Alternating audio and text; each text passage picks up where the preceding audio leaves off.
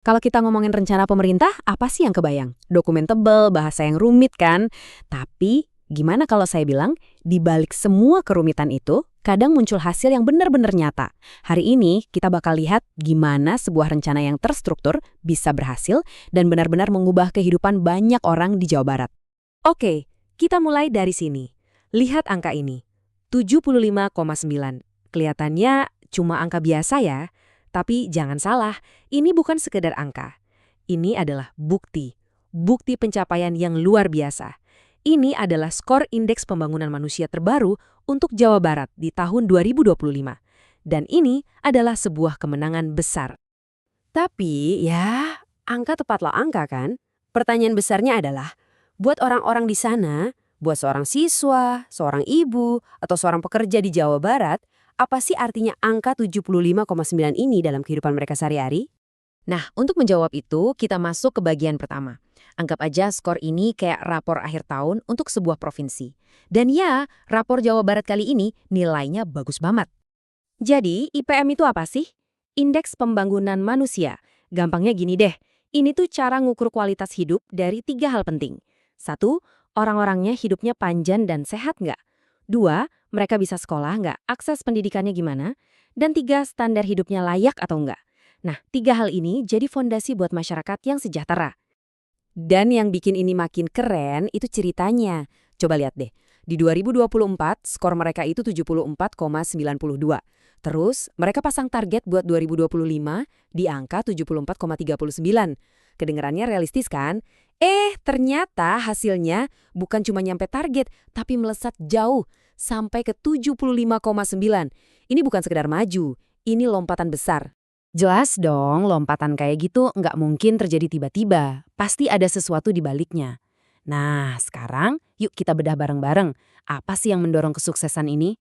Pertama, kita lihat angka ini, 75,53 tahun.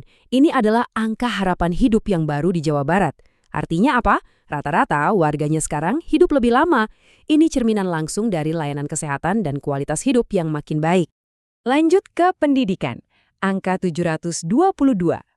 Ini bukan cuma angka loh, ini adalah 722 ruang kelas dan ruang praktik baru yang dibangun.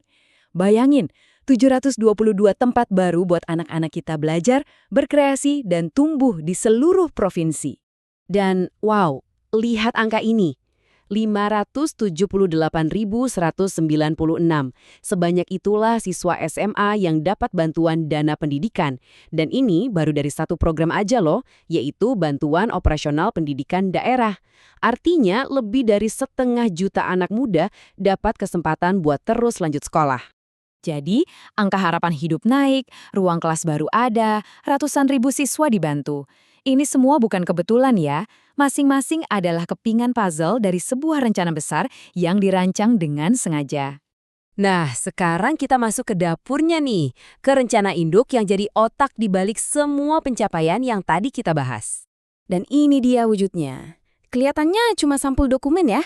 Namanya Rencana Pembangunan Jangka Panjang Daerah atau biasa disingkat RPJPD. Tapi ini bukan sekadar tumpukan kertas. Ini adalah cetak biru masa depan Jawa Barat untuk 20 tahun ke depan.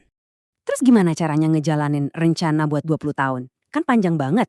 Caranya dipecah-pecah. Gampangnya gini, RPJPD yang 20 tahun itu adalah visi besarnya, tujuan akhirnya.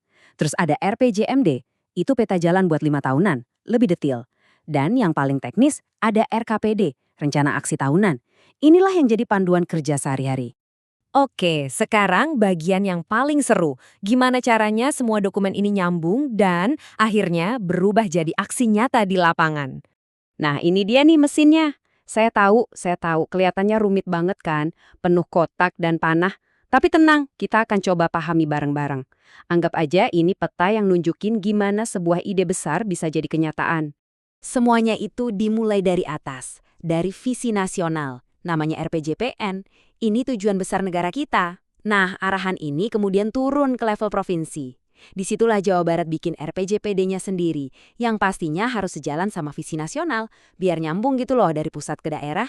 Visi 20 tahun itu kan gede banget, nggak mungkin dikerjain sekaligus. Makanya, RPJPD tadi dipecah lagi jadi tahapan-tahapan 5 tahunan yang lebih masuk akal, yaitu RPJMD. Nah, disinilah hal-hal yang tadinya masih umum, mulai diubah jadi target yang lebih jelas dan bisa diukur. Dan ini dia kuncinya. Dari rencana 5 tahunan itu, muncul yang namanya indikator program. Disinilah keajaiban itu terjadi. Rencana di atas kertas berubah jadi anggaran, betul, jadi uang. Anggaran buat bangun 722 ruang kelas tadi. Anggaran buat bantu 578.196 siswa. Dan anggaran buat program-program kesehatan. Semuanya nyambung ke sini. Oke, tadi kita udah zoom in ke detailnya. Sekarang coba kita zoom out lagi sebentar. Kita lihat gambaran besarnya tentang betapa kuatnya sebuah rencana yang terstruktur. Dan slide ini ngejelasin semuanya dengan pas banget. Di sebelah kiri ada visi. Isinya dokumen, strategi, hal-hal yang kedengarannya ribet. Tapi lihat di sebelah kanan ada aksi. Hasil nyata yang bisa kita lihat dan rasakan. Nah, rencana inilah yang jadi jembatan antara keduanya.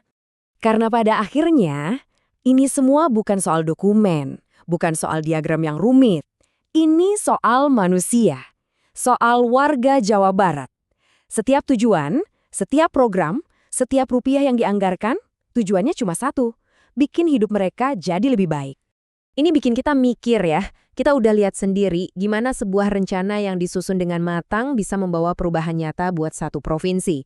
Pertanyaannya sekarang, kalau satu provinsi bisa, potensi apa yang dimiliki pendekatan ini untuk tantangan-tantangan kita berikutnya?